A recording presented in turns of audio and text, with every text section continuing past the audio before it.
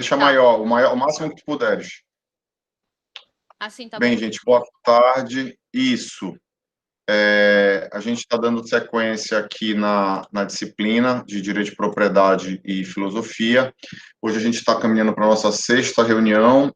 A gente vai tratar de dois textos, um do Otto von Kirch, que fala sobre a função social do direito privado, e outro sobre o Leon Duguy, que fala sobre as transformações do direito, né? E a gente vai contar com a colaboração da Érica e do Jorge. Então, sem maiores delongas, eu passo a palavra para a Érica, que vai apresentar o texto do Kirch.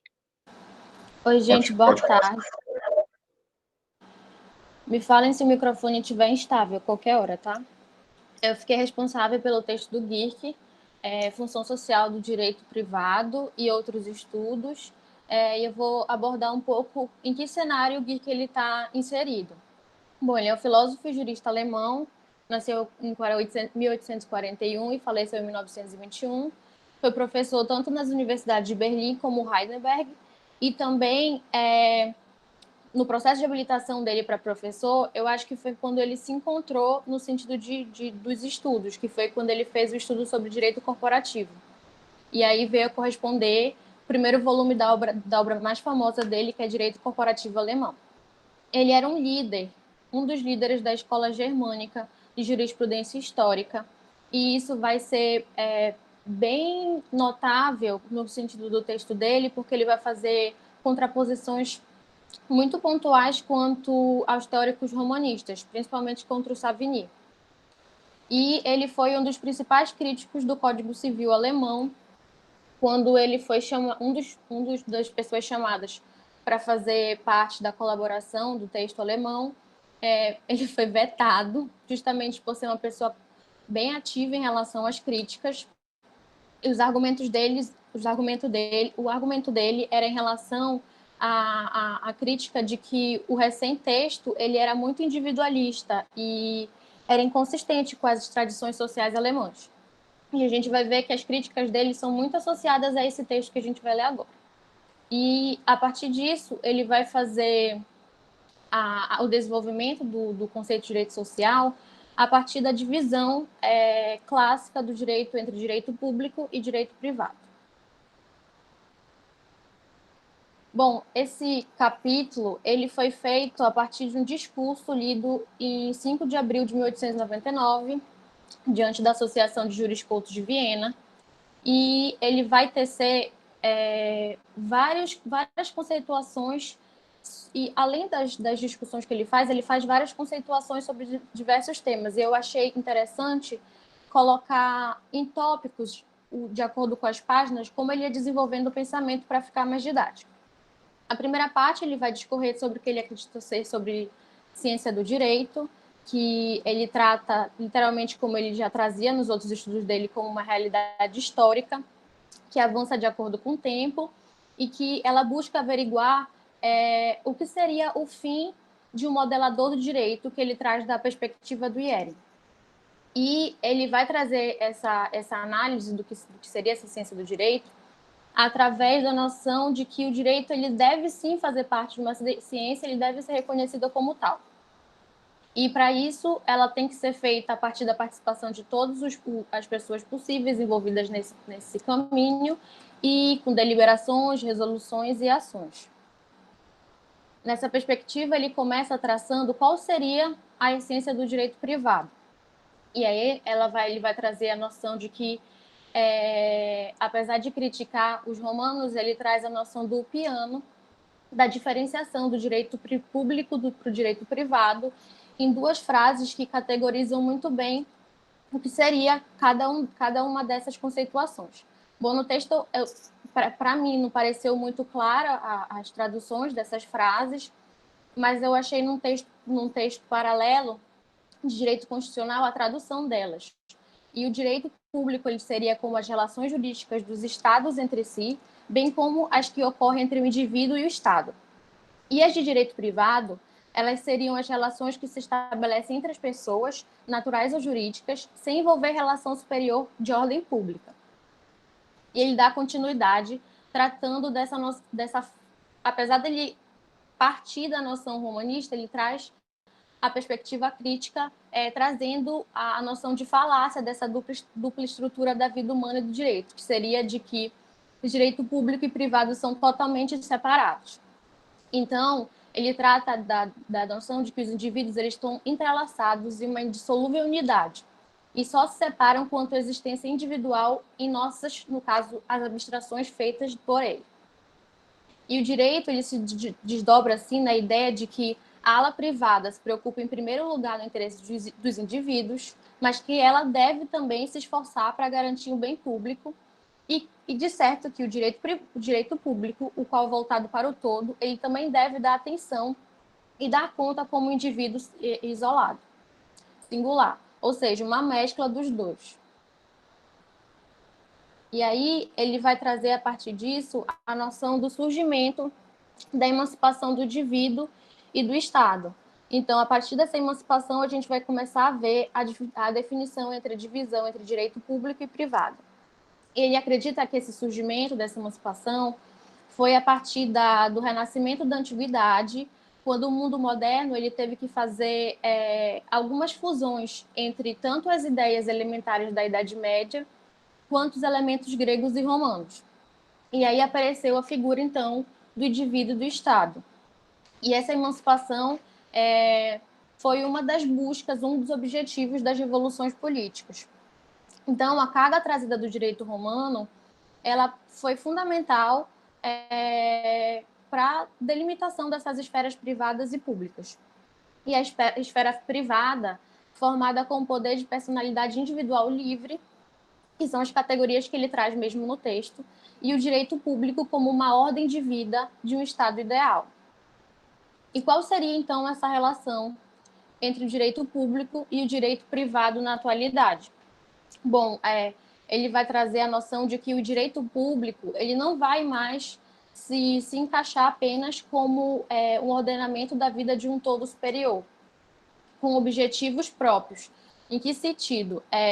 Nessa parte do texto eu fiquei um pouco confusa com o que ele queria delimitar com essa frase, até porque em espanhol ela é bem mais complexa, e mais para frente vocês vão ver que ele vai estar falando sobre a questão dos governos absolutistas, de que o direito público ele queria delimitar questões sem analisar a perspectiva do indivíduo.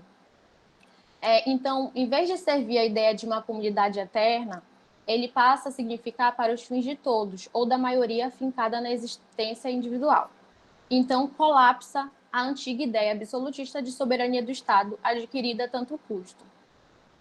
E quanto ao direito privado, ele vai reconhecer este como não mais do que o indivíduo para os seus próprios fins. E aí vai delimitar regras como meios para os fins sociais. Aqui eu acho que a principal quebra em relação à ideia romana do indivíduo ilimitado, sem deveres. E aí, nessa perspectiva, ele acredita que será sempre incompatível o direito público absolutista e um direito privado individualista. Nesse sentido, é necessário um direito público que estabeleça uma relação de reciprocidade entre a comunidade e o indivíduo, que é a categoria liberdade jurídico-natural, e requer do direito privado a noção de ideia de comunidade. E mesmo que a gente não possa violar a questão da esfera do indivíduo, ele fala que mesmo assim a gente tem que ser calcado dentro de uma esfera de comunidade. Seria uma gota, uma ponta de uma ideia socialista. E aí, como isso vai ser tratado dentro da perspectiva do direito civil? Ele faz a diferenciação entre o direito civil comum e o direito de matriz social. O direito civil comum, o que ele vai ser? Ele é um direito privado puro, e o direito de matriz social, ele traz uma abundância de direitos especiais. Então, é um direito privado que ele tem meio que uma mescla com o direito público.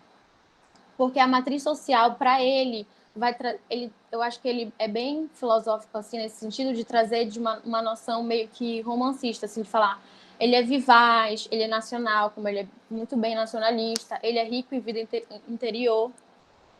Então, ele não vai ter aquele padrão abstrato do direito civil comum, romanístico, como ele acreditava que o direito civil comum é, individualista e mumificado na fria dogmática.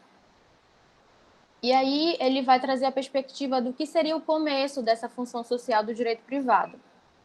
E aí é nessa perspectiva que ele acredita que é onde se regulam as relações. Primeiro você vai regular as relações simples e fundamentais do patrimônio individual da pessoa, só para depois você aumentar a fixação, o ordenamento das relações mais perenes.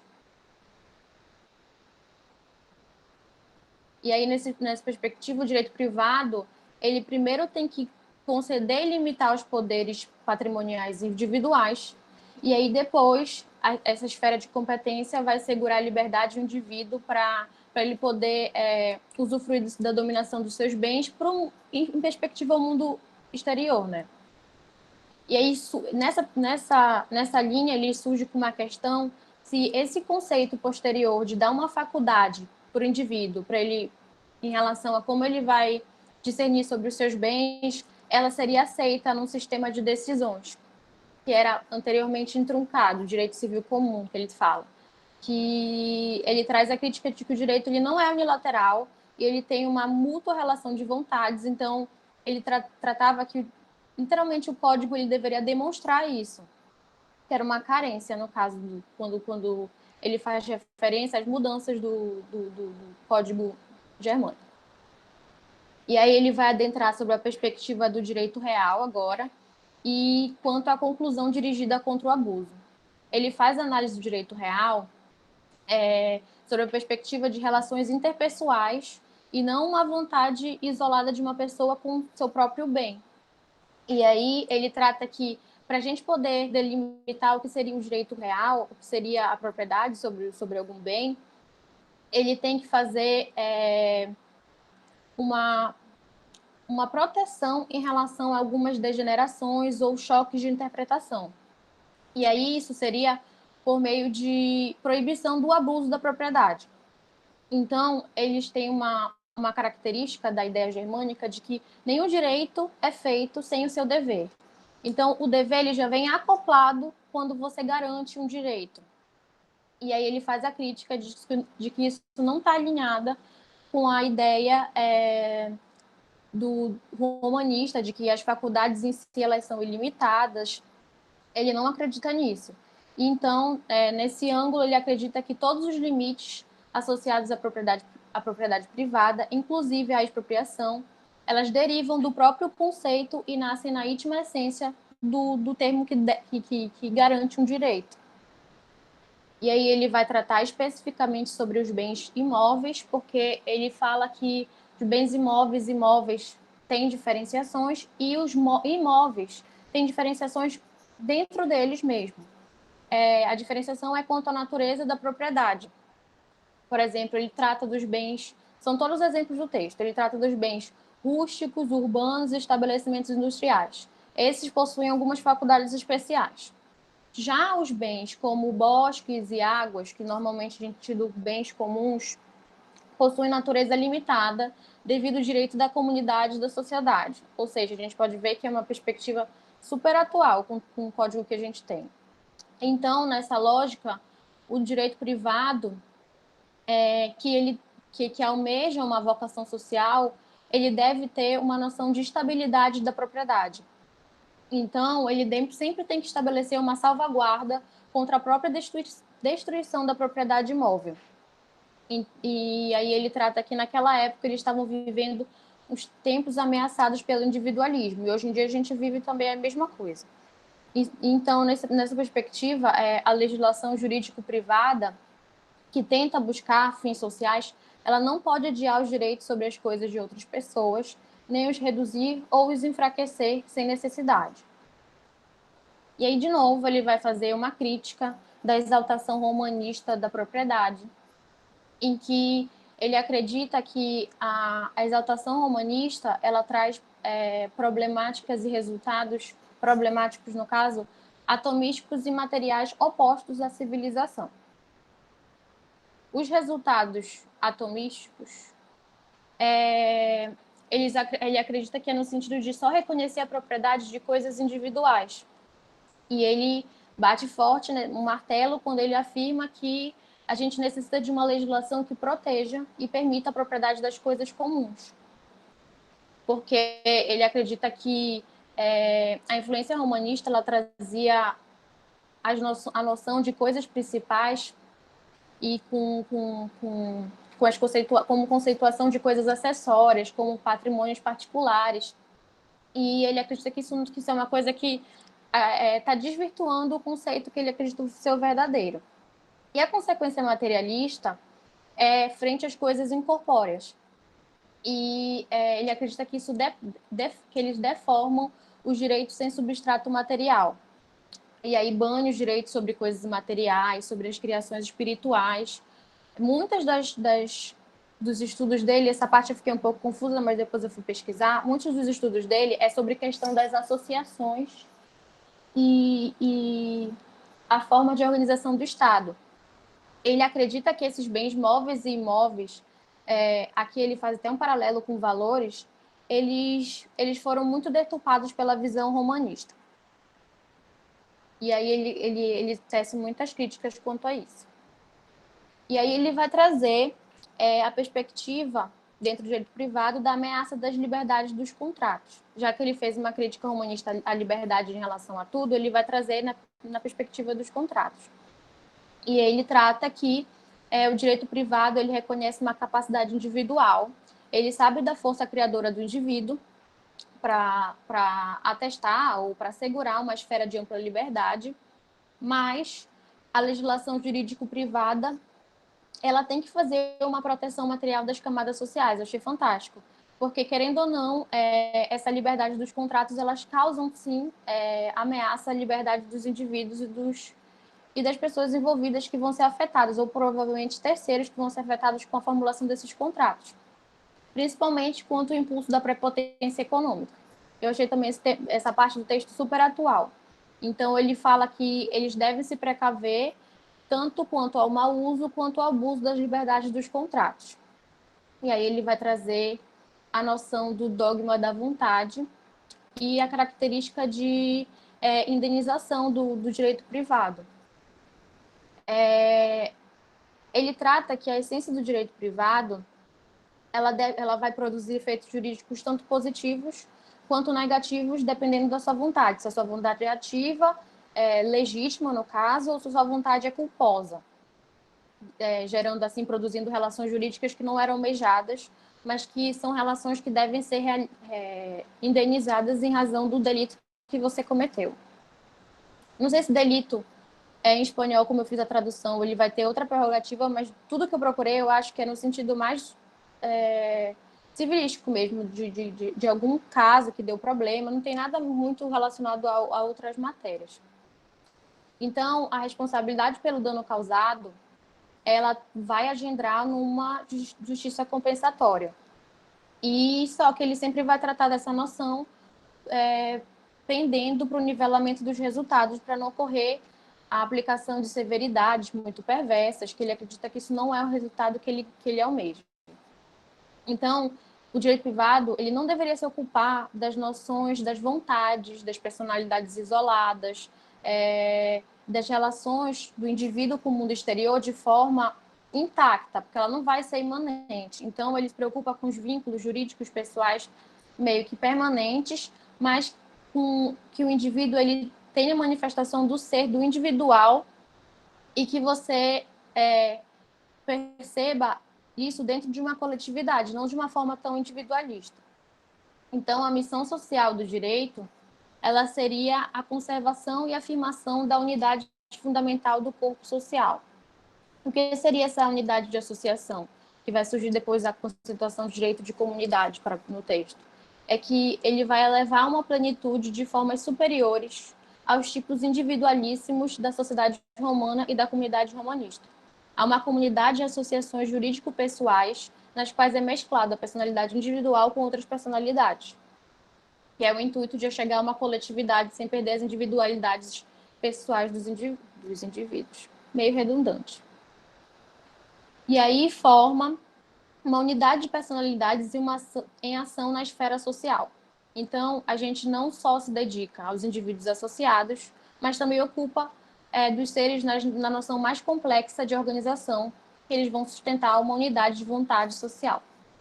Eu não sei muito bem como ele desenvolveria isso, eu acho que nos próximos capítulos ele trata, mas eu achei que ele podia ter desenvolvido mais o que seria essa unidade de vontade social. Dá para ter uma noção, mas eu acho que deveria ser desenvolvido mais. E aí a gente chega na parte final, em que ele vai tratar sobre, especificamente, uma síntese do que ele desenvolveu no texto inteiro. O que seria o direito privado na esfera do direito público, que não são coisas alijadas das outras.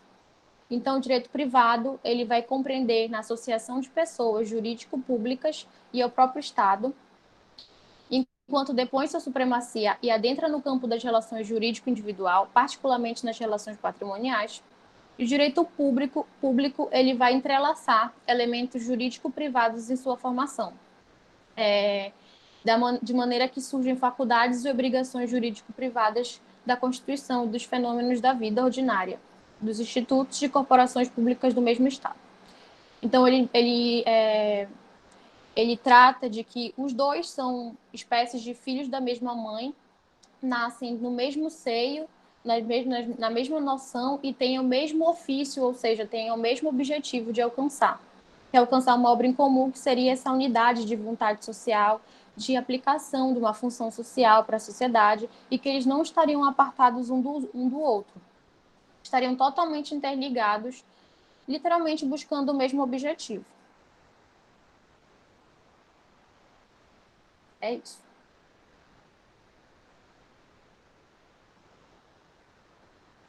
Legal, muito bom. Depois me manda, Érica, esse resumo, que ele tá muito interessante para a gente poder consultar, já que ele está em português, né? Foi um ótimo trabalho. Vamos dar sequência, então. Acho que fica melhor se a gente ouvir os dois, né, na sequência, e aí depois a gente abre para os debates. Jorge, vamos testar a tua conexão?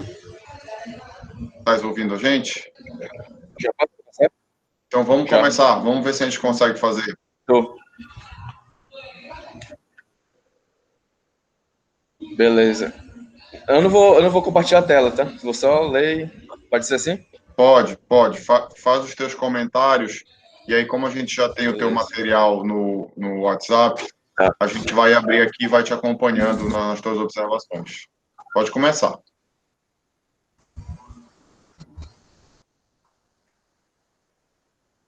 Tá.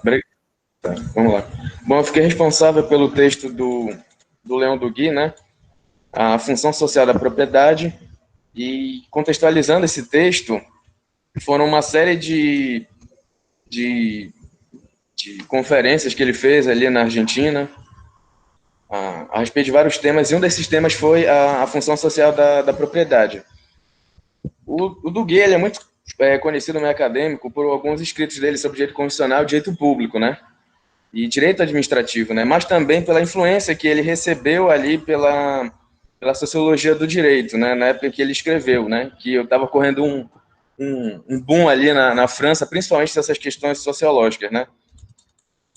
Fazendo uma breve contextualização das ideias do autor, o Duguay, quais são as influências? Assim, eu fiz um mapeamento de 3 grandes influências que ele teve, né, para produzir os estudos jurídicos dele.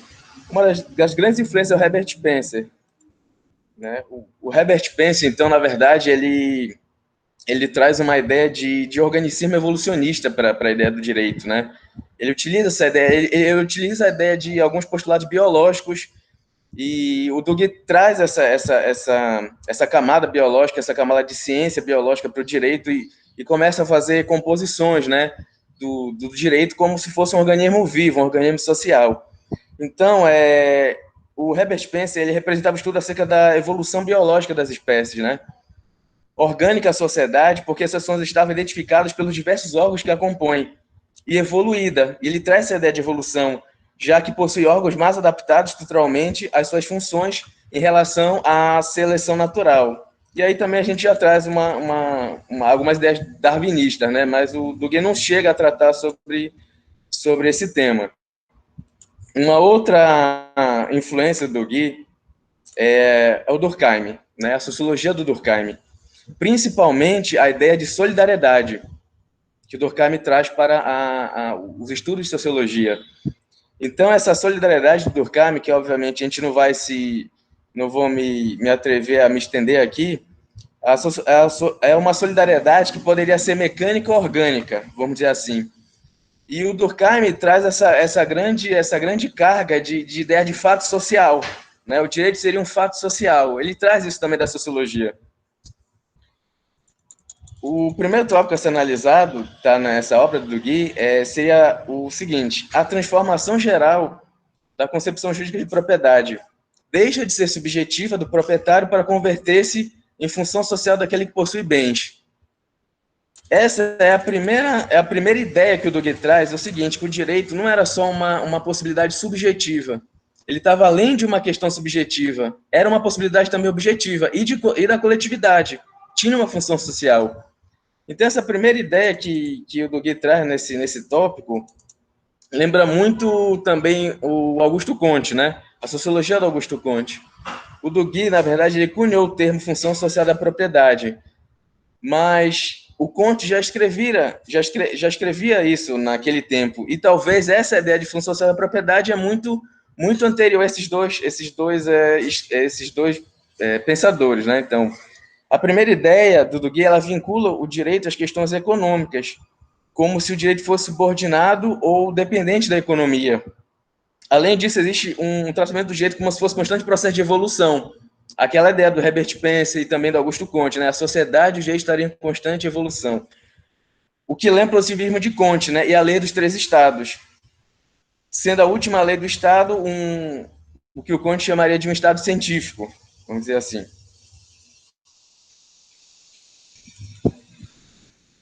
Então, estando a propriedade em constante transformação, o Duguay ele visualiza o seguinte, que isso não significa que a propriedade chega a ser coletiva no sentido de doutrinas coletivas. Significa, na verdade, 2 coisas. Que a propriedade individual deixa de ser do indivíduo para converter-se em função social. E a segunda questão, que os casos relacionados aos bens da coletividade, que juridicamente devem ser protegidos, são a cada dia mais numerosos. O que ocorre aqui? Contextualizando um pouco, o Duguay, ele estava a França, ele estava toda a Europa num processo de capitalismo, né? De crescimento ali do grande capital. Então, ali já surgiam algumas doutrinas as socialistas, né? Tentando explicar aquela diversidade de contextos, aquela diversidade de experiências. E o Duguay, ele chega a rechaçar algumas doutrinas socialistas. Ele chega, na verdade, eu posso comparar ele a uma doutrina, a um socialismo utópico, vamos dizer aqui, aquele do Saint-Simon. E o Engels explica isso, vamos dizer. Ele explica esse socialismo utópico. Então, o Duguay, na verdade, ele rechaça algumas doutrinas socialistas, né? Que já estavam crescendo ali na França. Então, o outro tópico que analisamos foi o seguinte, foi a necessidade econômica geral que corresponde à restrição jurídica de propriedade. A propriedade no Código de Napoleão e os principais códigos civis. O que ocorre aqui?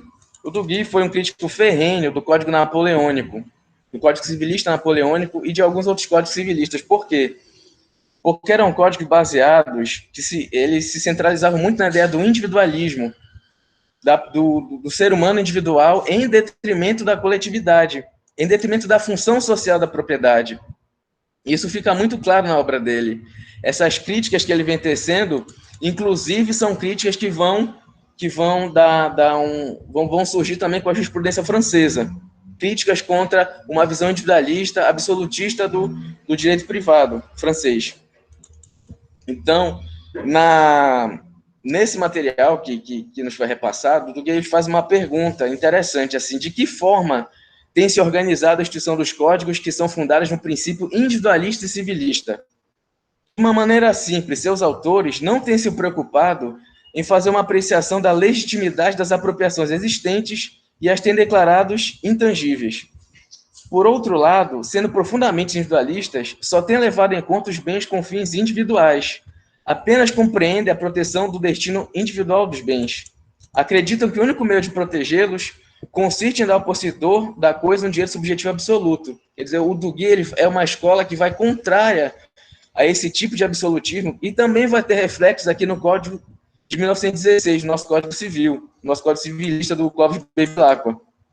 Então, para ele reafirmar o que foi dito, o Duguay, ele fala o seguinte, quer dizer, ele dá um exemplo, por exemplo, o artigo 17 da Declaração de Direitos de 1789, que ele dizia: a propriedade é um direito inviolável e sagrado.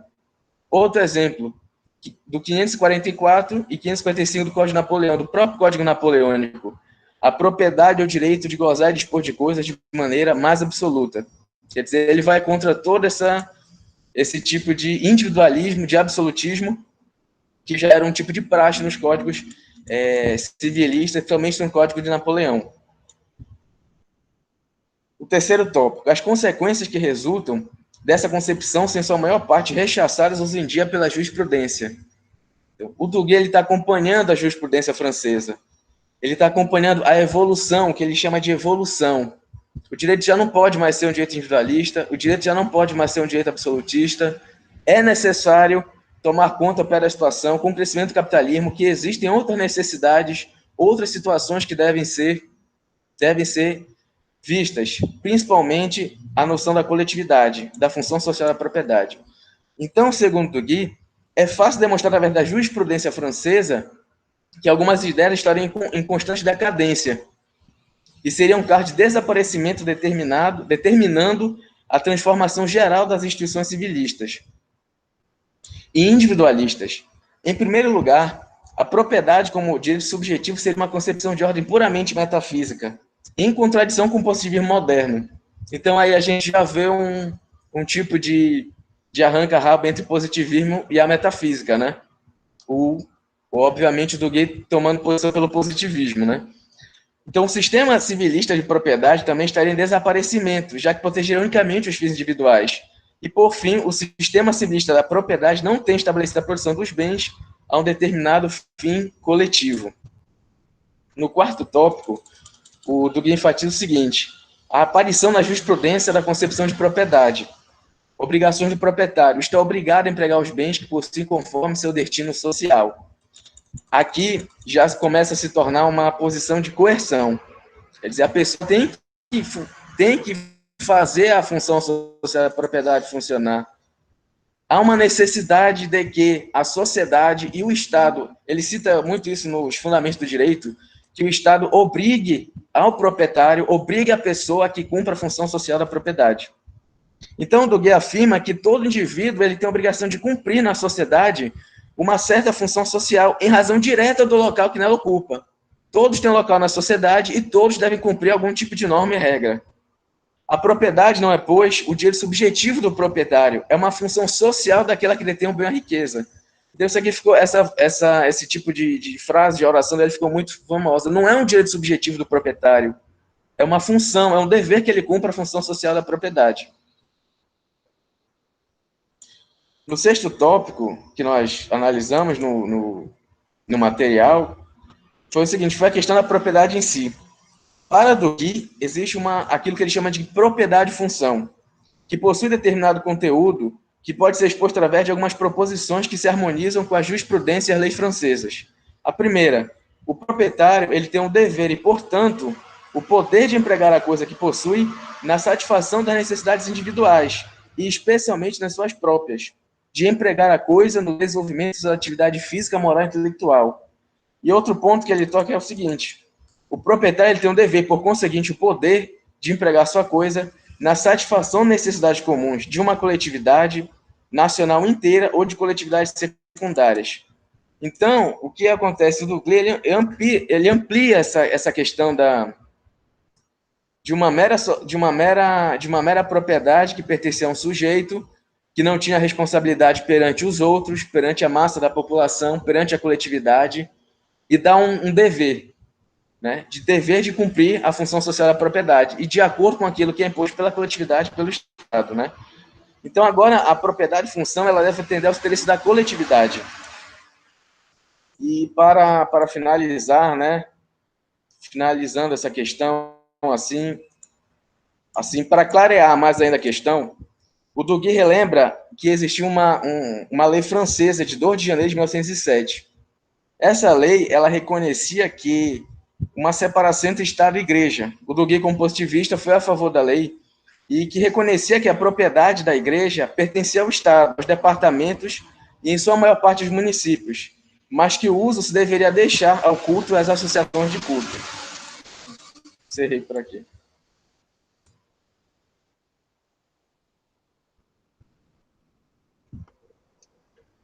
Legal.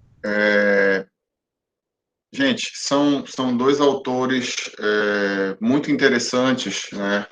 É legal na fala do Jorge a gente recuperar aqui a questão do contexto histórico, e isso é algo que tem me motivado aí a buscar mais material nessa linha, principalmente para o direito privado, né?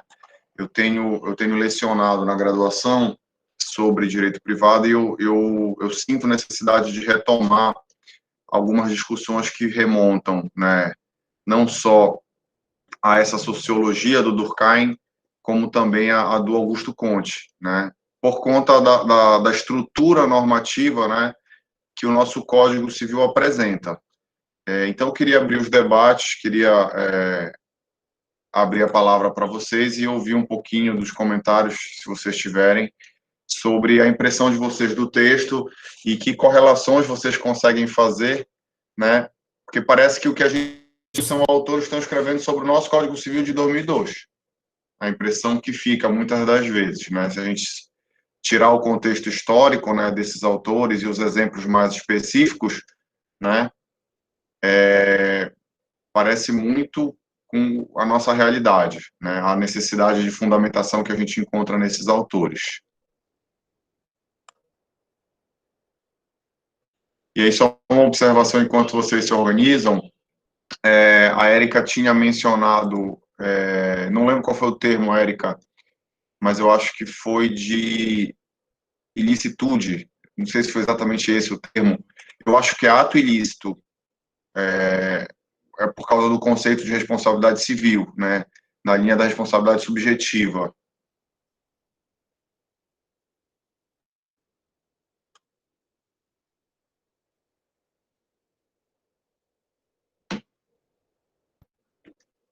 Delito, isso. Então, acho que aqui a Carol colocou no chat. Eu acho que essa ideia de delito, ela vem na lógica do ato que é contrário ao direito, né? Ou ato contrário à norma. E aí, o conceito subjetivo, né, da responsabilidade, ele leva em consideração exatamente isso. Então, a responsabilidade surge toda vez que eu tiver um ato contrário ao direito e cuja a consequência jurídica, né, decorrente da violação deste direito, né, eu tenha um dano. Então, é aquela clássica, né, composição. Responsabilidade surge quando eu tenho uma conduta contrária ao direito que está ligada, né, por um vínculo de nexo a um resultado injusto, né, um resultado danoso. Então, acho que quando eles trazem o conceito de delito aqui, ainda que na língua, né, espanhola, é o conceito de ato ilícito, na minha visão. Talvez eu esteja equivocado, mas eu acho que é isso. Tudo bem? Professor? Oi, Vitor. Queria fazer, na verdade, uma pergunta, só para esclarecimento dessa questão fulcral aí do Git. Eu acho que a pronúncia é essa, do Git, né? Não sei exatamente, que ele é francês. Mas eu fiquei um pouco em dúvida nessa questão da conceituação, porque, pelo que eu entendi do texto, ele fala que a propriedade deixa de ser um direito subjetivo, como era na conceituação liberal, né? E passaria a ser uma função social, né? Só que essa questão dela ser uma função social, não sei se foi um problema de tradução aqui, lendo o texto, mas me ficou um pouco confuso, porque eu fiquei com dificuldade de associar esse conceito, né? Afinal, haveria um direito à propriedade, porque... E ele até, eu acho que o Jorge pontuou isso no texto, que o Duguid fala que, então, que não era para confundir isso com propriedade coletiva, né? Então, qual seria esse sentido que ele está tentando atribuir à sociedade como função, né? Porque ele até comenta que ele está tratando da propriedade, abre aspas, capitalista, né, no sentido de móveis, imóveis, né, ele não fala de propriedade de consumo, né, propriamente dito, mas, assim, essa questão da propriedade como função ficou um pouco confuso, né, Porque se você tem um direito que está atribuído está atrelado a uma responsabilidade que advém desse direito, né? Então você tem que ter um direito, né? Você tem um direito subjetivo, então, à propriedade. Eu não sei como ele conseguiu desvincular conceitualmente, teoricamente, essa questão ficou um pouco confuso para mim no sentido de que há ou não há um direito à propriedade, afinal de contas. Se ela demanda uma responsabilidade perante a sociedade, então tem que haver um direito subjetivo, né? É mais ou menos isso, ficou um pouco confuso, pelo menos para mim. Entendi. Não, legal. É uma boa observação para a gente avançar na análise, né? Me parece que o raciocínio do Gui, né? Também não sei exatamente. Pena que a Ana não está na reunião, ela poderia esclarecer para a gente. Eu já vi outros colegas falarem de Gui, né? Com a pronúncia meio afrancesada. E em português a gente fala do Gui, porque é como escreve, né?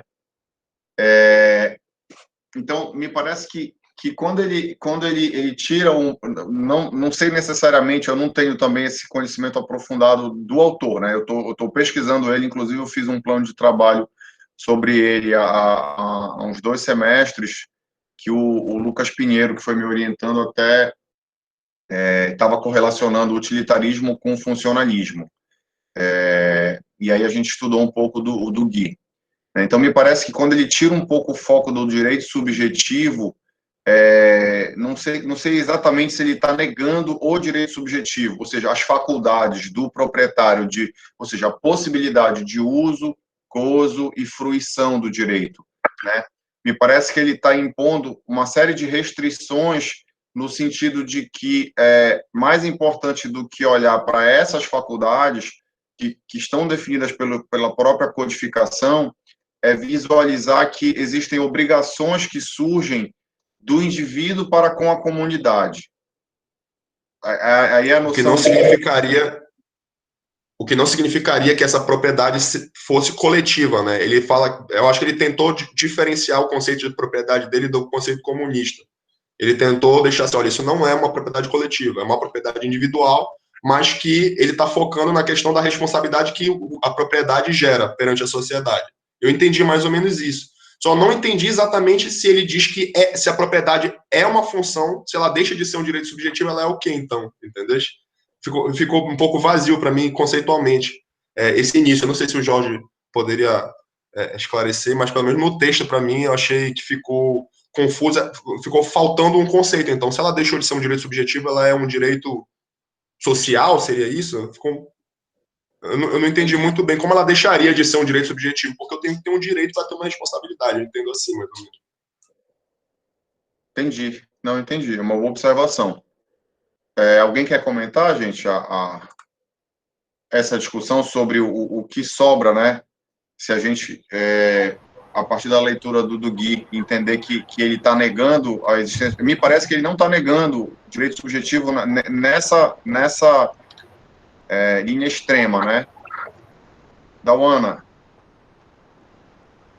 Bom, professor, pelo que eu li, né, eu fiz uma leitura também do outro livro dele, que é esse aqui, né? Na realidade, inclusive eu li primeiro, que eu acho que ajudou bastante o entendimento do texto em espanhol. Porque aqui ele vem colocando o porquê que ele vai tratar essa propriedade como uma função social, né? E aí ele vai, é um texto bem teórico, né? E aí ele vai falar sobre a questão da solidariedade e da interdependência social. Na verdade, ele faz uma crítica, né? A questão da abordagem da propriedade como um bem que eu posso usar, gozar, dispor da forma como eu quiser. E independente, né, que ele faz a crítica lá no texto sobre as leis, né, sobre o Código Napoleônico. E aí ele traz um outro olhar. Ele diz assim, aqui, né, que eu tenho que considerar essa propriedade ou esse direito de uma forma, ele coloca assim, através da solidariedade social. Então, ele diz que essa solidariedade social que constitui os guianos que mantêm os homens unidos. E que a propriedade, mesmo ela sendo, vamos dizer, um direito individual, ela também tem que estar dentro dessa solidariedade social. Então, não é só porque eu tenho uma propriedade, acho que em algum momento lá do texto, ele até cita, acho que um exemplo, né? Eu tenho uma propriedade e aí eu vou fazer nela o que eu quiser e não vou me preocupar com ninguém. Tipo, se eu fizer mal para o meu vizinho, eu vou ter que reparar o dano, né? Eu vou ter que... Então, é nesse sentido de que não é um direito absoluto, dessa questão do absolutismo, né? De eu utilizar essa propriedade da forma como eu bem entender, independente do que vai acontecer com esse meu uso, né? Então, porque ele entende que sim, nós vivemos que a gente vive nessa solidariedade social, e ele até coloca aqui numa passagem que o direito ele é fruto dessa sociedade, né? Então, eu tenho sim que me preocupar com o que essa propriedade vai gerar. Aí, lá no texto também ele coloca que a propriedade ela tem que atender. Eu não posso deixar a propriedade livre. Ele faz uma crítica, né, que lá na França você compra a propriedade para especular, para deixar que essa propriedade ela vá, vamos dizer assim, ficar com um valor maior e aí eu vou vender. Então, eu tenho que me preocupar com o que ela vai produzir, né? Ela precisa produzir algo, uma casa, um imóvel, ele precisa também produzir. E é daí que vem a questão que a gente tem nas constituições todas, né, na nossa Constituição, a questão da função social da propriedade, né? Na realidade, ela é inaugurada pelo Dugô, não sei como é que chama, mas ela é inaugurada por ele, né? É ele que traz essa noção de solidariedade social, da função social da propriedade. É que eu não posso utilizar ela da forma como eu bem entender. Não é uma negação desse direito, eu entendo que não seja uma negação desse direito subjetivo. Eu entendo que é mais porque ele traz, na teoria dele, e aí fica bem claro, né, a solidariedade ou a interdependência social.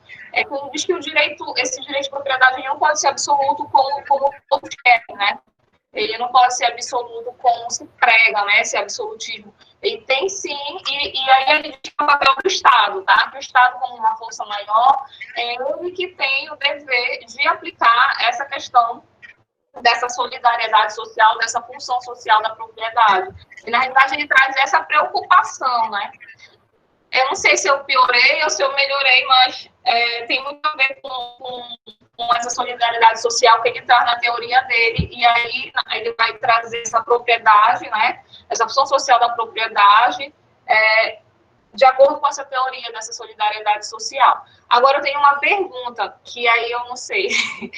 Quando ele fala, os dois autores, eu até anotei, eles ficam falando sobre essa questão do socialismo, né? E ele diz assim que os dois falam, né? Tanto o Duguy quanto o Gierke, como é, professor? Não, como é o Gierke, Otto von Gierke. Eles falam sobre essa questão do socialismo, né? E o Gierke, ele fala assim que o direito, né, tem que estar impregnado de gotas de gotas de socialismo. Esse socialismo que ele fala é aquele socialismo mesmo do Estado social ou é algo diferente? Eu não consegui alcançar. Pois é, no contexto histórico, né, se a gente for pegar a Alemanha aí nesse período final do século XIX, né, início do século XX, você tem uma série de movimentos, né, de associação dos trabalhadores, e aí você tem o surgimento de diversos partidos políticos, e você tem a formação de uma orientação política, né? Então, me parece que esses autores, não estou claro quanto a isso, mas me parece que eles estão alternando aí entre o Partido Social Democrata, né, que vai ser acusado de ser um dos responsáveis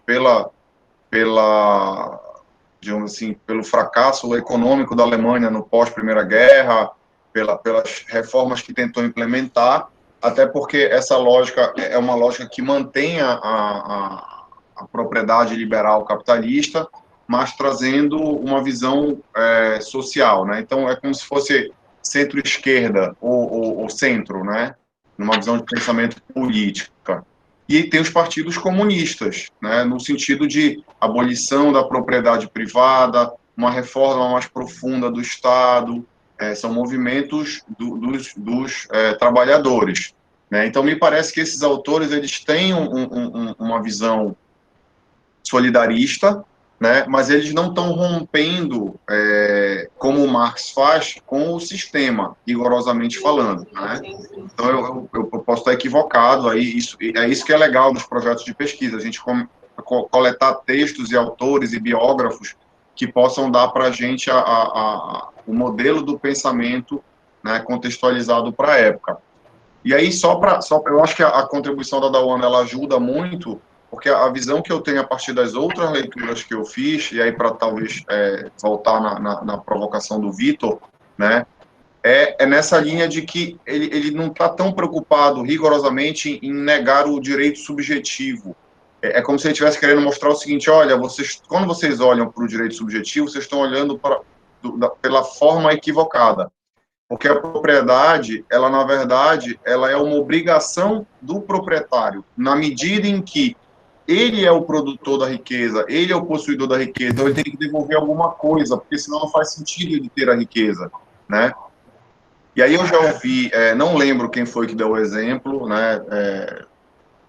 Talvez seja até meu, fazendo várias leituras, porque para falar para os alunos de graduação a gente tem que ser criativo, né? E aí quando eu falo sobre função social da propriedade, tentando mostrar a influência do Duguay e do Gierke nos processos de codificação do século XX, né, e pegando especificamente a Constituição de Weimar, né, a Constituição alemã, que fala que a propriedade obriga, né, eu vou para outro lado, para dar o exemplo, né, eu pego um outro assunto que talvez não tenha nada a ver, mas para mostrar como em determinados contextos você fazer afirmações de que determinada relação jurídica se estabelece a partir de um direito, né, muitas das vezes você está com o foco da lente mal ajustado, quando na verdade mais do que o direito você tem um dever. E aí eu dou o exemplo da relação de pai e filho, né? Então, numa codificação anterior, a gente dava muito mais primazia sobre o direito do pai de educar o filho, o direito do pai de estabelecer na relação com os filhos que tipo de poderes o pai exercia sobre os filhos, né? Mas hoje, quando a gente olha para e aí não necessariamente concordando com o fenômeno da constitucionalização do direito privado, a gente, quando olha para a relação pai e filho, a gente olha para o melhor interesse da criança. E a gente vai sempre afirmar o quê? Que o pai, pelo simples fato de ser pai, independente da questão subjetiva, no contexto de vínculo, amor, afeto, né? Eu não posso obrigar um pai a gostar do filho, mas eu digo que ele tem deveres para com este filho, deveres de cuidado, de proteção, de sustento, inclusive, né? Então, quando você olha para esse binômio, você olha para a figura do pai e do filho, você hoje foca muito mais no dever, né? Ou seja, você tem deveres para com aquele que você colocou no mundo, né? Então, é um pouco nessa lógica que me parece que o Gierke e o Duguay estão tentando falar, né? De dizer, olha, vocês pensam errado quando acham que eu ser proprietário, eu tenho o direito de usar, gozar e dispor, e aí a disposição aqui entra, por isso que é a crítica ao direito romano, né? Porque o direito de dispor, a tradução que vem do direito romano é o ius abutendi, ou seja, é o direito de abusar. E o direito de abusar, ele se traduz inclusive pelo direito de perecer a coisa, ou seja, o direito ele é tão forte que eu posso inclusive destruir a coisa. E aí o Estado, quando chamado nessa relação, ele entra para limitar os poderes do proprietário e dizer o seguinte, isso é a minha interpretação, tá, gente? Mas Olha, isso, a gente vive em sociedade, então a gente permite a propriedade privada desde que ela cumpra uma finalidade. Então, você não tem o direito de abusar. Se você quiser abusar, a gente te toma o direito. E aí, quando a gente traz isso para o nosso Código Civil atual, a gente vai ver isso em questões mais simples, né, no direito de vizinhança. Quando a gente fala da noção de que o proprietário ele não pode usar do bem dele em detrimento do direito dos outros proprietários. E aí a gente vai falar da questão do abuso do direito, né, que vem com o barulho, né, é saúde, segurança e sossego. Quando eu dei essa aula semana passada, inclusive com meus alunos da UFPA, né, quando você tem um terreno baldio que está ali só na especulação imobiliária, quando você não dá uma destinação, quando você não faz a limpeza desse terreno, quando você permite que você tenha, talvez, atividades ali que são perigosas para o bairro, né, pequenos furtos, formação de vetores, né, contagiosos, proliferação de doenças, isso é um uso anormal, a gente costuma falar, da propriedade. Então, o Estado tenta inibir isso, inclusive aprovando leis que estabeleçam um IPTU progressivo, a possibilidade de desapropriação. Eu acho que é nessa linha que vem a contribuição, né?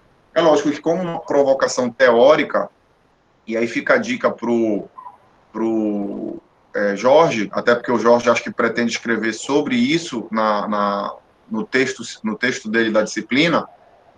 Acho que a gente pode colocar uma parte do texto, Jorge, em que tu vais enfrentar essa questão.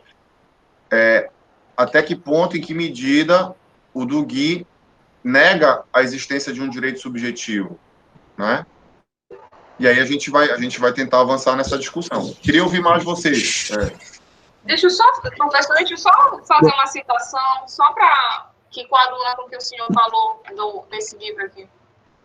Sim, sim. São as palavras do Dugui, né? A propriedade deve ser compreendida como uma contingência resultante da evolução social e o direito do proprietário como justo e concomitante limitado pela missão social que se lhe incumbe, em virtude da situação particular em que se encontrar. Qual é a página? É a página 29. É o último parágrafo da página 29. No capítulo 7, né, no tópico 7, o direito fundado na solidariedade social. Então, acho que fecha o raciocínio.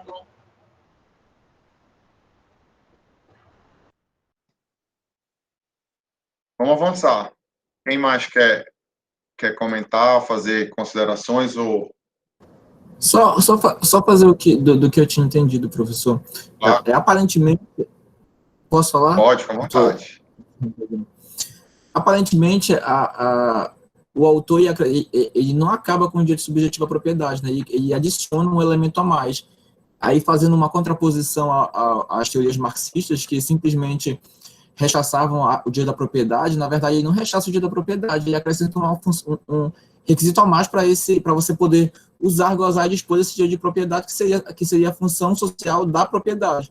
Então, aí o que a Dawana bem colocou, e o Estado, quando essa função social não é observada, o Estado é chamado para, de alguma forma, como o senhor colocou também, citando o IPTU progressivo, a gente tem o Estatuto das Cidades aqui no Brasil, que eu acho que representa muito bem isso, onde você tem justamente isso, você tem uma série de medidas de quando o proprietário, ou seja, você não acaba com o direito de propriedade, mas você coloca algumas condicionantes a esse direito de propriedade, que seria essa função social, e o Estado tem a atribuição, tem algumas medidas para fazer para obrigar o particular a cumprir a função social, seja pelo IPTU progressivo, pela possibilidade de desapropriação, etc. Eu acho que foi isso, e acrescenta um elemento, e não acaba com o direito de propriedade. Na verdade, ele acrescentou um item a mais, um requisito a mais para poder ter esse direito à propriedade. Pelo que eu entendi, eu entendi isso do texto. Obrigado. Perfeito. Eu não vou desenvolver o raciocínio, mas eu só vou deixar para vocês como, digamos assim, reflexão, porque foi um dos pontos do trabalho do Lucas, né, que eu comentei no início da aula. Esse movimento do direito de funcionalização coloca, em relação a determinados direitos subjetivos, né, uma certa condicionalidade, né, uma certa limitação, E aí esses direitos passam a ser vistos como instrumentais, né? Ou seja, quando eu analiso o direito como um direito que é válido, que é importante do ponto de vista intrínseco, ou seja, pelo simples fato, né, aquela lógica da dignidade humana, né, eu protejo a dignidade pelo simples fato de você ser humano. Isso é um raciocínio kantiano, né? Quando você instrumentaliza, né, aí você abre uma margem para discussão de diversas correntes, né, e uma delas, que é muito famosa do início do século, que é o próprio utilitarismo, né, que vai dar uma outra, digamos assim, pegada para a discussão que vem depois, quando a gente vai falar da questão da justiça, e muitos de vocês estão fazendo a disciplina obrigatória de teoria do direito, e a gente tem um ponto lá que discute essa questão, né, dos movimentos de funcionalização, de instrumentalização, e aí a gente é legal que eu estou só deixando essa observação, é legal que a gente vê que, na maioria dos casos, os movimentos, né, de avanço teórico da dogmática e da filosofia, eles são sempre eivados de boas intenções, né? E aí, a cada movimento que você dá, você tem um contramovimento que aponta uma série de inconsistências. E aí, é legal visualizar esse pêndulo, de certa forma, entendeu? E a gente encontra textos que, olhando pela melhor perspectiva possível, vão criticar a funcionalização do direito, mostrando que, em certa medida, isso, de certa forma, também, ou seja, aquilo que ele protege, na verdade, passa a ser aquilo que ele vai destruir, né? Sem querer filosofar demais com vocês, porque a gente ainda vai ter outros encontros para tratar dessas questões mais atuais, né? Mas só para deixar aí o gancho. Vamos avançar mais um pouquinho. Professor, Oi, Érica. eu acho que a dúvida do Vitor e a sua própria resposta estão na mesma página do texto, na 240.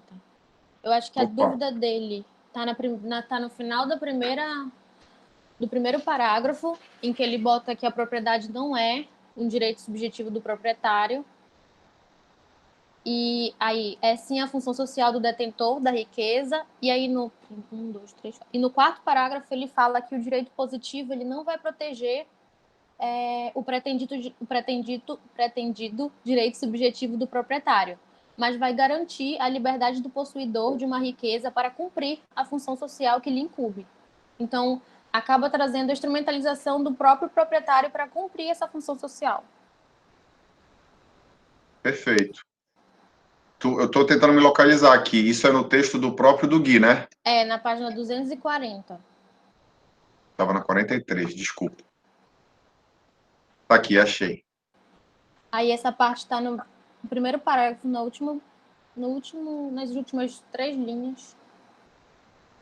E o outro está no quarto parágrafo, é o quarto parágrafo inteiro.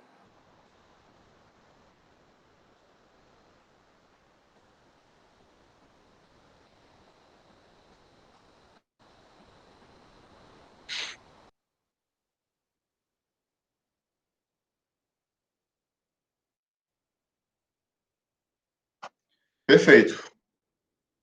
Por essa leitura aqui, não sei se vocês concordam, mas eu acredito que ele não está negando propriamente um direito subjetivo, né? O que vocês acham?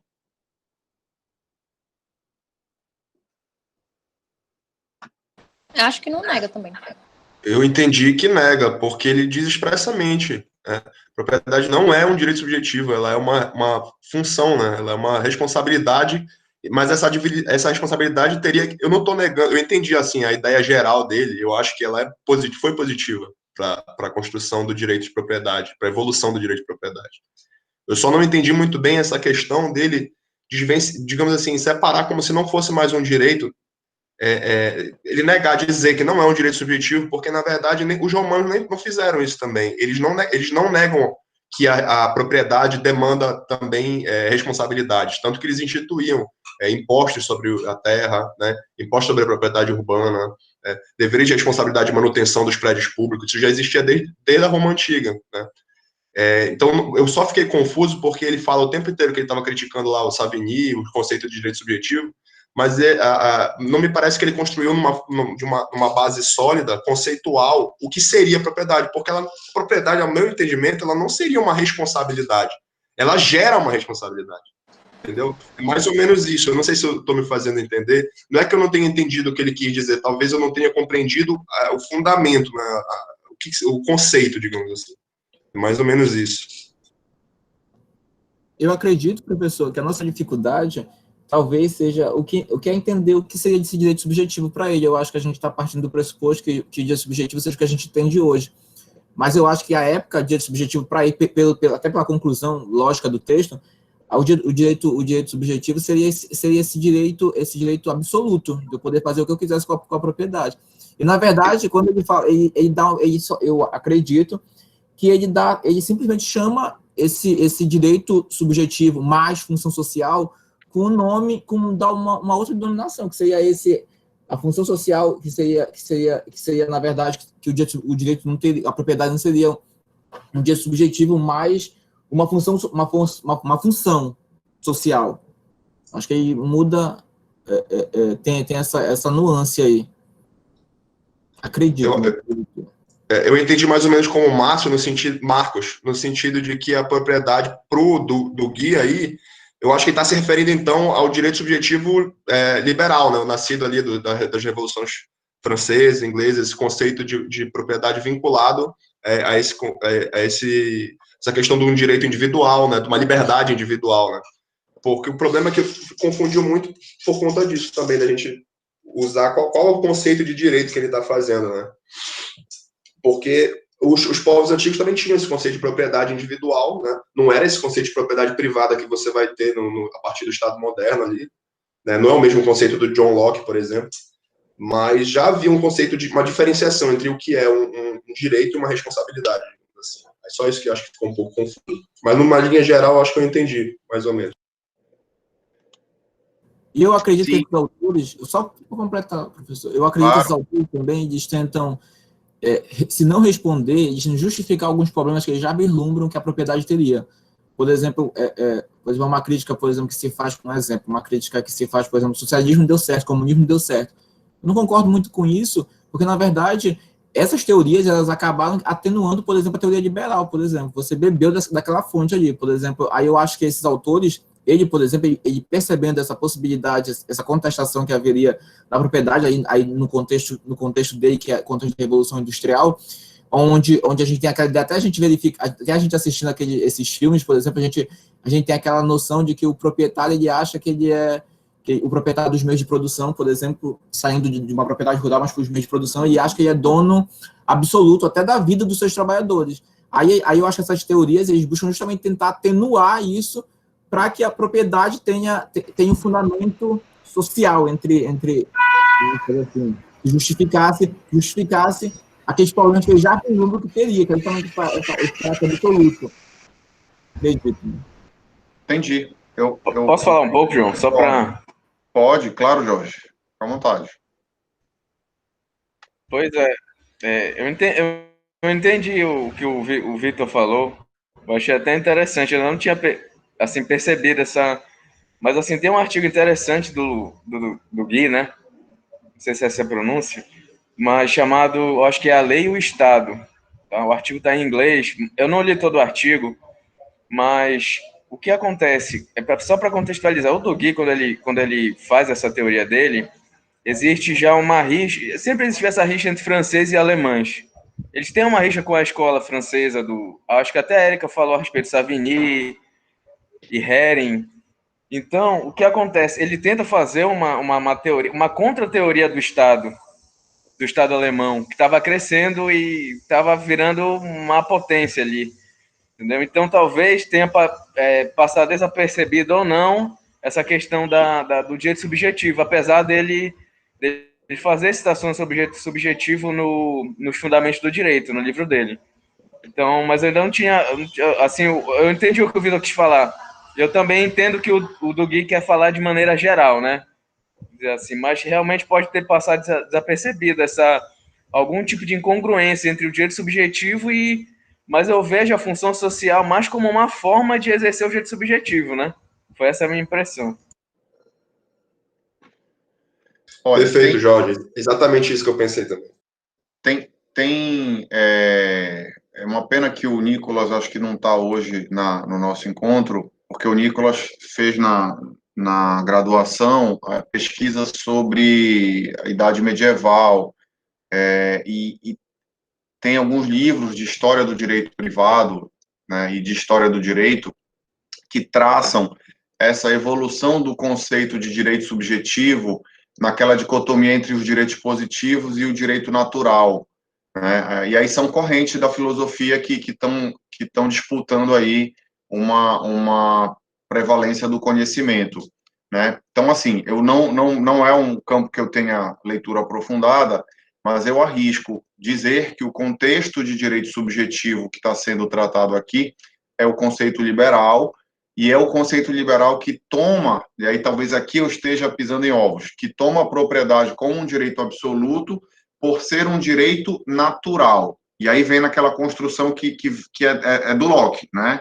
Inicialmente do Locke, própria dele, no sentido de dizer que eu naturalmente, né, por ser sujeito de direito, vem comigo nessa carga a possibilidade de usar, gozar e dispor da propriedade, porque esse é um direito individual inviolável, né? E aí é nessa lógica que eu acho que esses autores estão escrevendo sobre um direito natural e estão dizendo, olha, isso aqui não tem nada de natural, a gente está vivendo aqui em coletividade, a norma não pode simplesmente dizer isso e desconsiderar todo um contexto social aqui, gente passando fome, então a gente tem que levar para o lado do social, porque essa é a finalidade da vida em sociedade. Então a gente vai regular aqui as coisas, e se você quiser viver em sociedade, você tem que respeitar regras mínimas. Eu acho que é nessa linha que vai a discussão teórica.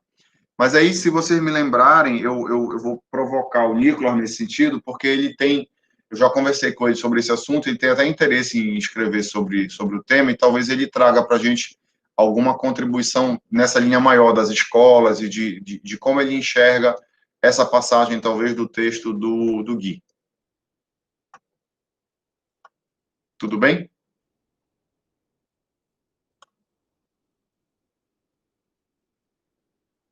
Vamos avançar mais um pouco, gente. Quem mais? Vocês têm ainda alguma consideração? Querem? Eu anotei aqui, só para não deixar passar mais uma vez também na gravação, para o Jorge, né? Estou ajudando ele aqui, de certa forma, por causa ele já tinha declarado a intenção dele em escrever sobre o funcionalismo, direito de propriedade, né? De talvez, Jorge, trocar uma ideia com o próprio Nicolas para buscar material sobre essa questão do direito subjetivo. Qual o conceito de direito subjetivo que está sendo assumido aqui pelo Dugui na reflexão dele. Como está gravando na aula, né, isso depois a gente pode acessar o material e a gente recupera essa informação. O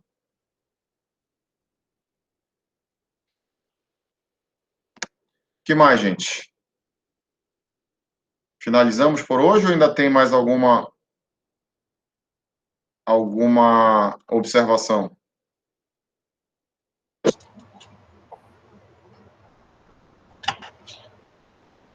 Professor, Oi, Dawana. Professor, aqui no livro dele, do Fundamentos do Direito, ele faz uma crítica, né, às doutrinas, ele divide, né, a doutrina como doutrina do direito individual e doutrina do direito social. E aí ele faz uma crítica que eu acho que tem muito a ver com o que vocês colocaram em relação a essa questão do direito subjetivo, e em relação aos alemães, né, que ele faz uma crítica mesmo bem direta nesse livro aqui, e aí ele coloca que esse direito dessa doutrina, né, que são dos direitos individuais, que eles enxergam o direito como que se o direito não fizesse parte de uma sociedade, como o senhor falou, né, e que ele não se modifica no tempo, e que ele não leva em consideração a questão ele coloca aqui, das regras estabelecidas, né, pela sociedade.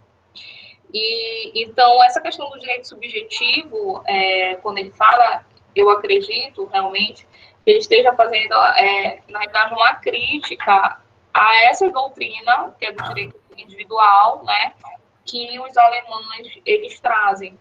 E aí ele diz que a doutrina do Hegel, né, e do Hegel, eles influenciaram de forma negativa, né? E que ele repudia essa doutrina desse direito individual que eles pregam. Não sei se é isso. E aí ele coloca sobre a questão do absolutismo, né, das coisas. Então, talvez essa certeza de que o proprietário ele tem o domínio absoluto, né, sem nada a dever para a sociedade, ele faz uma crítica aqui a isso. Bom, não sei se eu falei besteira, mas acho que esse livro, desses fundamentos do direito dele, ele dá uma boa dica de como deve ser lido esse direito subjetivo. Sim, eu estava inicialmente, né, quando eu comecei a planejar a disciplina, eu pensei em utilizar esse livro, né, mas eu vi que o foco do livro, ele não entrava no direito de propriedade especificamente, né, o direito de propriedade vem num contexto mais amplo. E aí, eu não sei se foi a tua impressão também, né, eu li o material quando eu estava fazendo a orientação do Lucas. E depois o Lucas me trouxe o texto em espanhol que tinha, digamos assim, uma passagem mais clara quanto à propriedade, né? Até porque era uma conferência. E aí eu achei que para a disciplina a gente poderia dar mais enfoque ao texto em espanhol. Então, na realidade, aqui ele fala da propriedade só no tópico 7, quando ele fala o direito fundado na solidariedade social. Só aí que ele fala.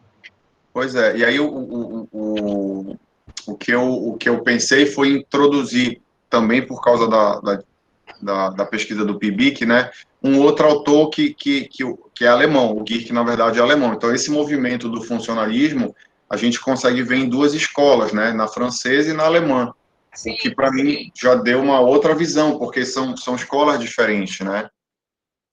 Mas eu fiquei bastante satisfeito, porque, de certa forma, a gente cumpre aí uma etapa né, dessa discussão teórica, porque, de certa forma, esses autores estão, se vocês conseguiram linkar, né, aquele primeiro texto que vai falando sobre a propriedade, deixa eu pegar de volta aqui, o primeiro texto do Proudhon, né, porque aqui eu estou no contexto de 1800, né, então, 1840, eu acho, primeiro texto do Proudhon, depois o do Marx, aí na sequência o do Guy, a gente tem aí uma clara evolução no pensamento crítico, né, sobre essa propriedade liberal. Então, é isso que me parece interessante para a gente perceber o movimento, digamos assim.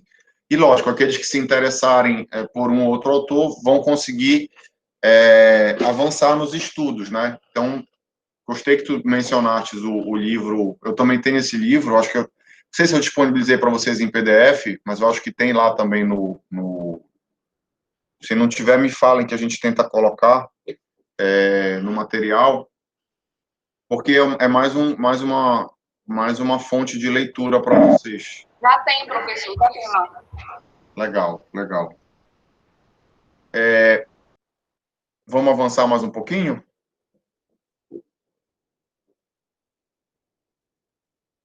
Bom, enquanto vocês se organizam, deixa eu trazer para vocês aqui alguns comentários sobre aquilo que eu disse que eu não ia falar inicialmente, não ia deixar para falar do meio para o final.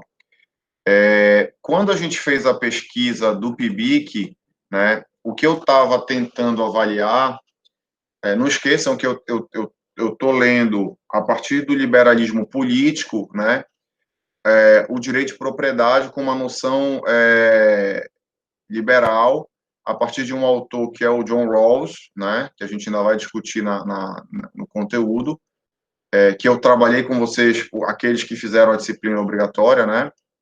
Então, eu estou discutindo aqui, primeiro, um movimento, né, e aí tem alguns livros que falam sobre isso, que a gente chama de movimento de funcionalização do direito, tá?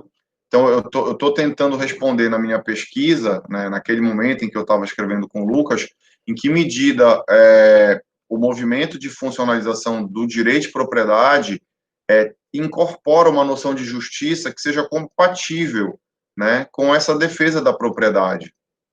E aí a gente chegou a algumas conclusões provisórias que eu vou listar para vocês aqui, né? Então, eu estou falando, antecipando talvez um tópico de discussão das próximas aulas, se eu poderia, por exemplo, afirmar que o movimento de funcionalização ele é utilitarista, no sentido de valorizar, pela sua instrumentalidade, os fins, no sentido de inverter o que é o justo, né? Ou seja, eu posso sacrificar determinados direitos em busca de um melhor resultado coletivo.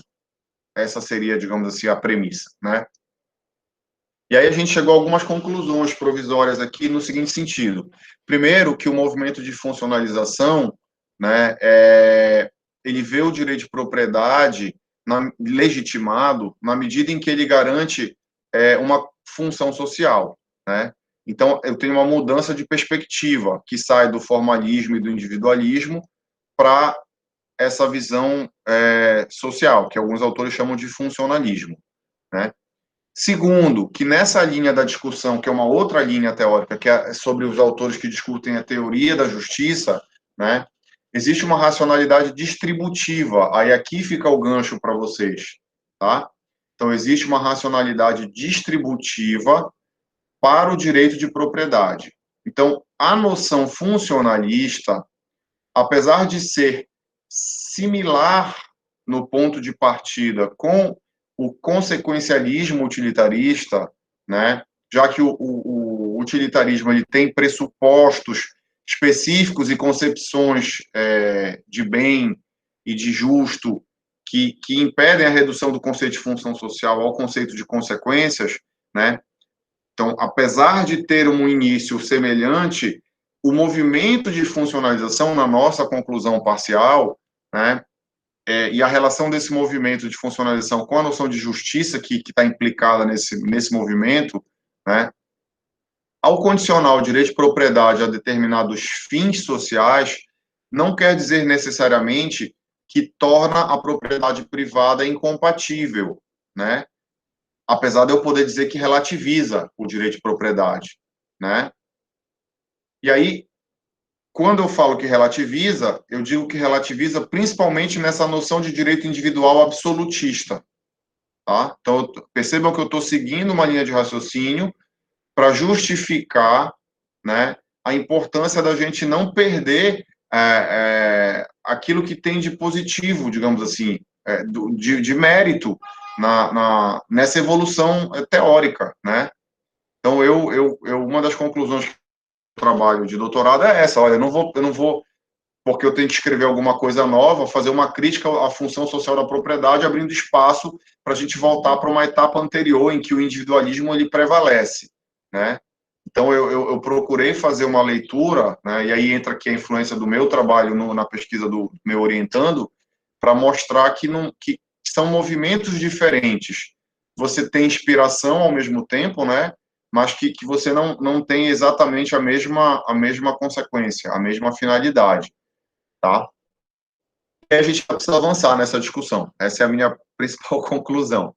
Eu não fechei um resultado final aqui, e é por, inclusive, que eu quis incluir na disciplina para trazer para vocês. E aí eu tenho outras indicações de leitura que eu posso dar depois, indicações, inclusive, que eu não concordo totalmente, né?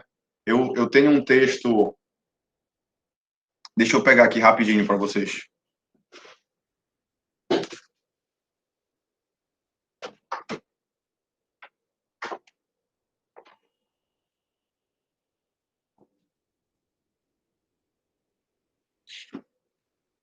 Ó, tá no material de vocês também, eu não sei se vocês... A gente vai discutir ele no nosso grupo de pesquisa. Não sei se vocês conseguem enxergar daí. Chama Fundamentos do Direito Privado. O Nicolas também já tinha comentado sobre esse professor. É o Rafael Dresch. Ele, por exemplo, para vocês terem uma ideia, né, o Rafael Dresch faz uma discussão em relação ao direito privado, separando o direito privado em justiça distributiva e justiça corretiva, né? Não sei se todos vocês conhecem essa linha teórica de discussão, Mas, a partir dessa premissa inicial, o Rafael Dresch vai dizer o seguinte, ele vai dizer que os utilitaristas e os autores como John Rawls e o Dworkin são todos funcionalistas. Ou seja, eles colocam o direito a serviço de uma vontade coletiva. E isso na minha opinião, isso é uma, digamos assim, uma acusação séria que está sujeita a várias críticas. Então, era como se ele estivesse dizendo para mim, na hora que eu li o texto dele, que eu era um utilitarista, que eu estava no mesmo bolo, só porque eu tinha uma outra visão de justiça distributiva, né?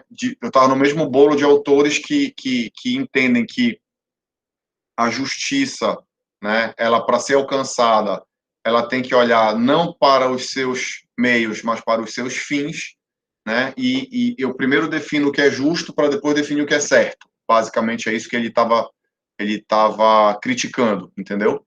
E aí ele vai falar que o direito privado, ele é só justiça corretiva, numa outra parte da obra, né? Não necessariamente concordando com isso, ele vai propor uma terceira via depois, mas é uma dicotomia que a gente tem na discussão sobre direito privado, né?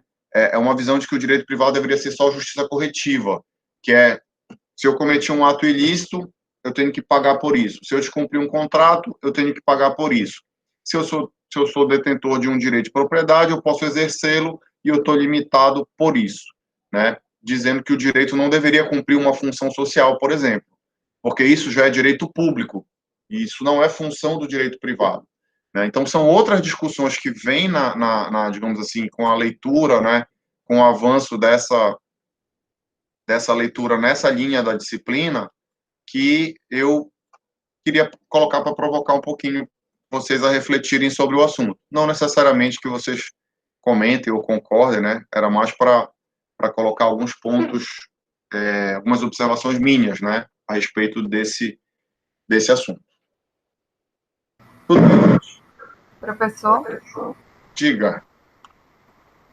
esse que o senhor falou, eu ia até perguntar se esse autor, no caso do Rafael aí, ele leu o Gierke, né? Porque foi essa visão que eu tive do Gierke, quando ele fala da aproximação do direito privado com o direito público, né? Eu não sei necessariamente se ele leu o Gierke, eu acho que ele cita o Gierke no trabalho dele, mas ele é um autor que coloca tanto o Gierke quanto o do Gui no mesmo saco de autores que ele chama de funcionalistas, né? Ele vai definir que essa corrente é a corrente do funcionalismo jurídico. Dentro do funcionalismo jurídico, deixa eu pegar aqui o índice dele, ele coloca que basicamente são os autores que têm o direito privado a partir da justiça distributiva. É isso que ele faz, entendeu? Então, análise econômica do direito está dentro também. Vejam que são, dentro do direito privado, são correntes extremamente disputadas, que se disputam no sentido de teorias divergentes, inclusive, né? E aí me parece que a classificação dele não é muito correta, porque ele conseguiu colocar no mesmo grupo autores que divergem entre si de maneira bem robusta, entendeu?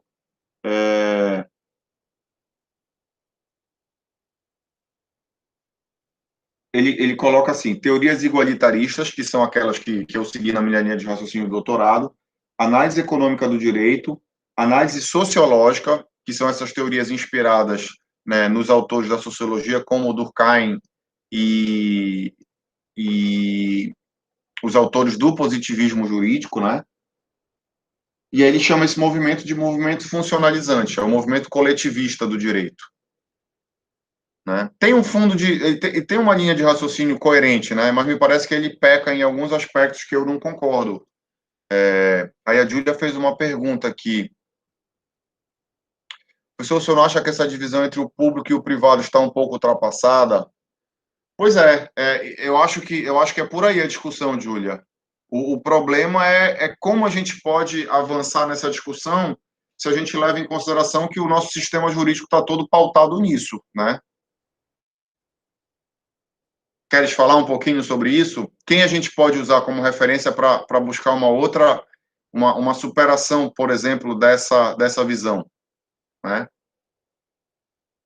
O que vocês acham a respeito da provocação da Júlia?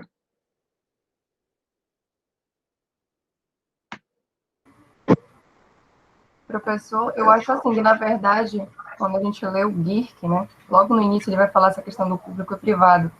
Eu acho justamente que ele não quer falar de público e privado, separando, né? Ele quer fazer uma união. Ele quer dizer que o direito é uno. E eu acho que é a partir daí, inclusive, que eu consegui perceber do texto dele, que depois vai surgir a questão da constitucionalização, né, dos direitos. Eu puxei muito para esse lado, sabe? Por exemplo, o direito privado, né, o civil, o Código Civil, não ser só a questão do subjetivo, que foi até o que o Vitor colocou, né, do direito subjetivo aí, mas de ter que ter esse respaldo no direito público, no sentido das obrigações que a propriedade gera. Então, o meu raciocínio foi muito nesse sentido, assim, não é a dicotomia, né, não é a contraposição de público e privado, mas a união dos dois e o direito subjetivo, o direito, no caso aí, a propriedade, né, que a gente está falando mais especificamente, visto com base nesse arcabouço inteiro, né, nesse direito inteiro, e não em uma única perspectiva. Não sei se eu falei besteira, mas eu entendi dessa forma. Entendi, mas eu acho que a provocação da Júlia é um pouco mais, tirando talvez do contexto, porque, vamos raciocinar aqui, esses autores são autores do início do século passado, né? Então, eles estão escrevendo não sobre a influência, por exemplo, do Código Civil de 2002, né? Eles estão escrevendo antes até mesmo da própria Constituição alemã, que vai reconhecer que a propriedade gera deveres, né? Então, me parece que talvez a provocação da Júlia seja um pouco na linha do que a gente vai chegar no final do curso, quando a gente vai pegar autores como Pierre Dardot, que colocam que a gente está numa falsa dicotomia em que a propriedade tem que ser ou do Estado ou individual, e que existe talvez, é engraçado como aí ele propõe que a gente volte para o direito romano, ao mesmo tempo em que ele vai criticar o direito romano, mas para perceber uma categoria que está, digamos assim, numa zona cinzenta aí, que ao mesmo tempo em que pode ser de todos, não necessariamente precisa ser considerado uma propriedade pública, né? E aí trazendo para um conceito de bem comum, né?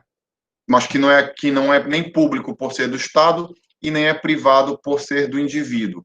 Então, me parece que talvez a pergunta da Júlia seja nessa linha, né?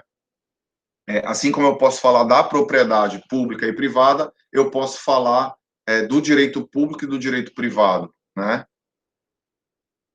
Vamos ler aqui, a Júlia falou que estava sem áudio, que ela ia tentar escrever. Eu lembro que em teoria do direito civil, a gente trabalhava muito com discussões envolvendo a constitucionalização do direito civil, para trabalhar o Código de 2002. Exatamente. Aí, antes de eu ler o resto aqui, Júlia, eu vou até fazer uma observação que a gente tem vários estudos, porque o pessoal de São Paulo briga com o pessoal do Rio, só deixando aqui logo o spoiler, né? E quem fala sobre constitucionalização do direito privado é o pessoal do Rio, né? Então, o pessoal de São Paulo bate muito nisso, dizendo que isso é besteira, que é uma forma errada de ver a discussão, enfim. Então, no próprio direito civil, o pessoal está se degladiando por essa narrativa, digamos assim, para ver quem vai prevalecer, né? E aí a Júlia segue aqui, vamos lá. Eu não recordo os autores que traziam essa discussão, porque não era a minha área de interesse, mas agora essa provocação, na verdade, não é minha, era do professor Maués, ele costumava falar isso. Exatamente, existe essa provocação, né? E existe também digamos assim, a contracorda, né? Mas é óbvio que aqui é uma classificação didática e que a gente pode perceber por diversas formas, não necessariamente levando para a lógica da constitucionalização, mas a gente pode falar eu poderia fazer uma segunda provocação aqui para vocês, em que medida o direito privado sofre uma interferência do direito público, por exemplo, quando eu falo da desapropriação, que é uma norma de ordem pública, né, a gente tem limitações administrativas ao direito de propriedade. Então, eu poderia perguntar para vocês, em que medida o direito privado sofre interferência do direito público, né? E eu posso também fazer a mesma pergunta no sentido inverso. Em que medida o direito público sofre uma interferência do direito privado? E aí eu farei uma terceira pergunta. Será que a gente pode pensar numa junção de um direito que, ao mesmo tempo, pode ser público e pode ser privado, dependendo da finalidade com a que eu estou analisando? Então, me parece muito interessante a gente fazer essa análise a partir do direito ambiental, né? Peguem os livros de direito ambiental para ver como é que é feita essa classificação. Vocês vão ver que existe uma tendência dos autores a se filiar a uma corrente administrativista do direito ambiental. E se ela é administrativista, ela dá prevalência ao público, o interesse público prevalecendo sobre o privado, né? E aí a gente tem, ao mesmo tempo, quando a gente fala de responsabilidade civil, a gente tem uma linha que está muito voltada para o privado, né? A responsabilidade no sentido de o ato ilícito que gera dano, que tem que ser indenizado. Então, é uma dicotomia que não é tudo preto no branco, na minha opinião, entendeu? Eu não tenho uma posição fechada sobre isso, né? Professor, só uma dúvida. Aí a Escola de São Paulo, que ela, pelo que o senhor destacou aqui para a gente, defende que não é essa constitucionalização do direito privado, ela defende o quê? O que ela coloca no lugar? Porque a gente aprendeu que pelo menos eu aprendi assim, né? Que existia, que justamente uma da aquela ideia que a gente tinha de direito privado, justamente isso que a gente estava estudando anteriormente, do direito subjetivo, a propriedade, do direito à propriedade subjetivo, de que você de que a propriedade seria absoluta, pegando essa vertente do direito privado, a gente sabe que não é só isso, né? Tem outras facetas. Aí o que é que ela coloca no lugar para justificar, por exemplo, a função social da propriedade, que o indivíduo não pode fazer o que ele quiser com a sua propriedade, que ele tem que respeitar o outro indivíduo? O que é que a Escola Paulista coloca no lugar? Bom, eu vou tentar te dar uma resposta sem fugir da pergunta direta, né? Porque aí nesse ponto eu não me recordo como se tem uma teoria, por exemplo, né? Se eles têm uma escola que vai construir uma teoria, mas existem uma série de artigos que criticam essa posição da prevalência do público sobre o privado, tá? E eles não vão falar, não é que eles neguem isso, eles dizem que o direito privado ele tem que ser visto sempre que possível como direito privado. E aí tem vários exemplos que a própria jurisprudência do STJ tem voltado atrás que ilustram isso, né? E aí eu vou caminhar um pouquinho para os contratos agora, para ficar um pouco mais... depois eu volto para a propriedade, se vocês quiserem. Mas no direito dos contratos, a gente, principalmente por conta daquela massificação, né? Vou falar aqui dos contratos que são contratos de adesão, né, os contratos de consumo. Muitas das vezes, na relação contratual, que é uma relação bilateral, a parte evoca uma função social do contrato para se esquivar de obrigações que ela assumiu sabedora do que aquilo implicava, entendeu? Então, eu conheço pelo menos um caso na jurisprudência sobre alienação fiduciária, em que haviam nos contratos diversas cláusulas sobre multa, juros e parcelamento, em que os contratantes assinavam o contrato de parcelamento, né, de financiamento de alienação fiduciária, e aí, do meio para o final do contrato, deixavam de pagar, e aí judicializava a questão falando que o contrato se tornou sobremaneira oneroso, porque as prestações, elas acabavam fazendo com que, por exemplo, uma moto que custasse R$5.000, no final o cara estava pagando 10, né, por causa de um atraso, e dando a entender que o contrato já estava em estágio avançado, ou seja, mais de 70% dele pago, e evocando uma função social do contrato para que fossem retirados multas, juros e outras cláusulas reportadas como abusivas, né? Então, num primeiro momento, esse movimento foi positivo no sentido dos juízes reconhecerem a função social do contrato.